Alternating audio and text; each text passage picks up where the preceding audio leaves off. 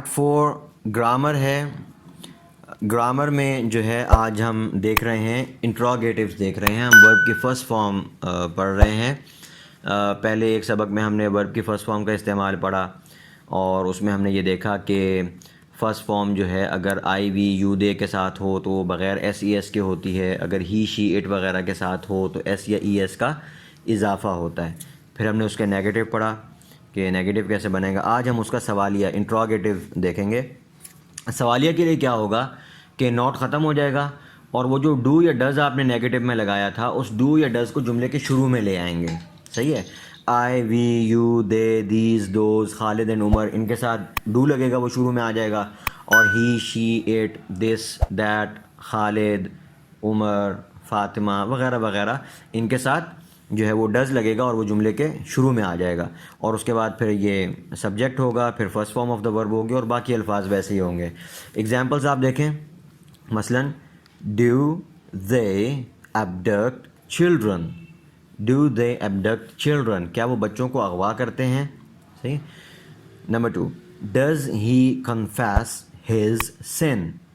Does he confess his sin, کیا وہ اپنا گناہ قبول کرتا ہے, کیا وہ اپنے گناہ کا اقرار کرتا ہے. تو یہ کنفیس جو ہوتا ہے نا اصل میں یہ کسی جرم گناہ یا اس قسم کے اقرار کے لیے استعمال ہوتا ہے. صحیح ہے. اب یہاں پر دیکھیں ہم نے جو دھیان رکھنا ہے وہ یہ ہے کہ جو مثبت جملے ہوتے ہیں ان میں تو ہی شی اٹ یا کوئی نام ہو مفرد اس کے ساتھ ورب کے ساتھ جو ہے وہ ایس یا ای ایس کا اضافہ ہوتا ہے. لیکن جب ہم منفی بناتے ہیں یا سوالیہ بناتے ہیں تو وہ جو ایس یا ای ایس ہے وہ اس ڈو یا ڈز کے ساتھ لگتا ہے, ڈز ہو جاتا ہے. جو اصل ورب ہے اس کے ساتھ سے ایس ختم ہو جائے گا.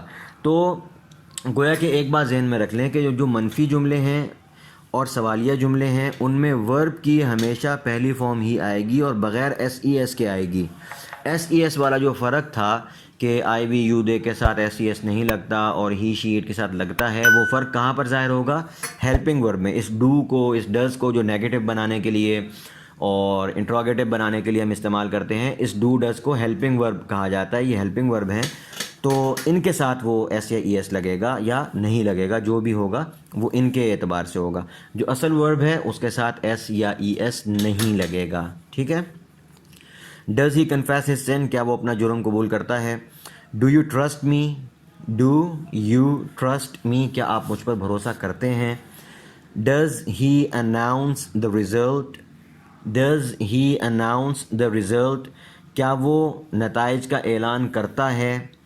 ڈز اٹ لیک, کیا یہ لیک ہوتی ہے. لیک کا مطلب رسنا, پانی لیک ہونا, اس میں سے رسنا. صحیح ہے. کیا اس میں سے پانی رستا ہے, کیا یہ لیک ہوتی ہے. صحیح ہے. یا لیک ہوتا ہے, مذکر چیز ہو تو ہوتا ہے, مؤنث ہو تو ہوتی ہے, اور جہاں نہیں سمجھ میں آ رہی ہو تو دونوں ہوتا ہے. ٹھیک ہے. تو آگے ایکسرسائز ہے, دیکھ لیجئے. Number 1, read the sentences and translate them into Urdu. آپ اردو میں ٹرانسلیٹ کریں گے. Number 1, do you invite your old friends every year. Does he trust you. Do they announce the results after holidays. Does he listen to news here in the morning. Does he make fun of his roommates. صحیح ہے. یہ English کے جملے ہیں, آپ نے ان کو اردو میں ٹرانسلیٹ کرنا ہے. پھر اردو کے جملے ہیں, ان کو آپ انگلش میں ٹرانسلیٹ کریں گے.